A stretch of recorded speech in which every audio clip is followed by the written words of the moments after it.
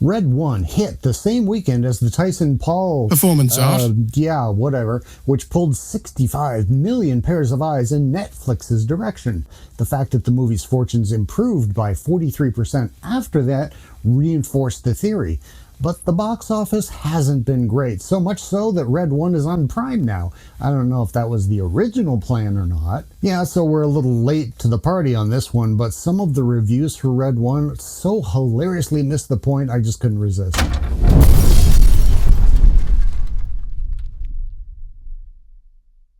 The overload of seasonal gimmicks is revolting and tiresome, as if Guardians of the Galaxy has set the template for entertainment. Wait, did he just complain that a good movie set the bar for other movies? How dare there be good movies?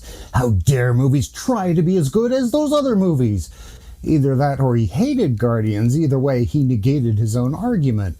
The aggressively secular and gift-based systems of Red One are almost enough to prompt a moist-eyed holiday wish for more piously churchy seasonal entertainment. And this guy's a top critic? What's the criteria to get that status? How about reviewing a movie for what it actually is without aggressively filtering it through your agenda? Oh my God, this movie about sharks in a tornado doesn't have enough Jesus in it. Somebody put the God back in Godzilla. Now, these two reviews are literally right next to each other. The film does not take itself seriously. This chemistry-free effort that takes itself way too seriously. Did we all see the same movie? I note the first review, an astute observation by the way, is from a Spanish site. Perhaps the second one is a snapshot into the mind of a cynical Westerner who can't find the simple joys in life anymore, which was exactly the type of adult Red One was talking about with the overpopulated naughty list. A grandiose action comedy with an over-reliance on CGI. There were so many complaints about too much CGI, but that's a straw man's argument.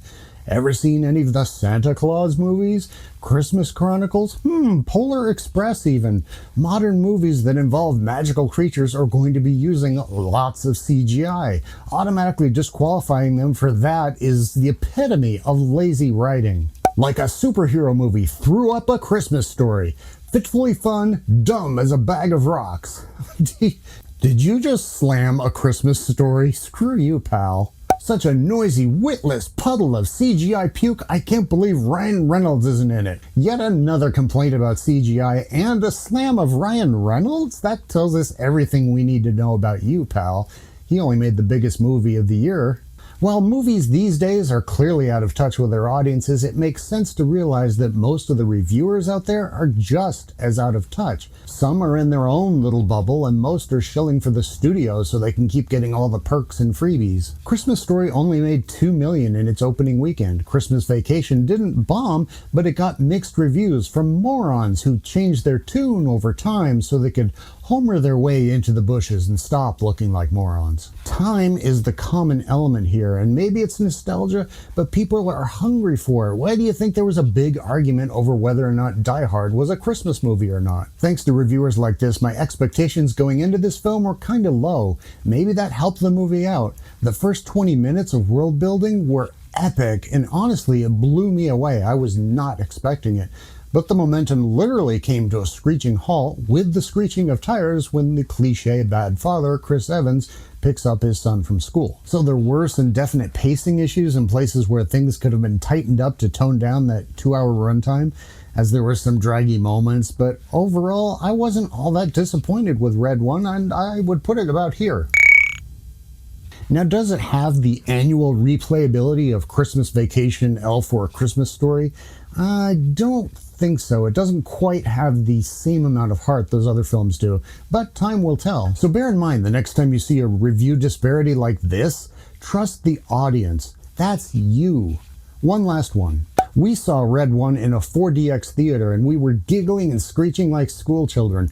We know this because the school children in our screening were doing exactly the same thing.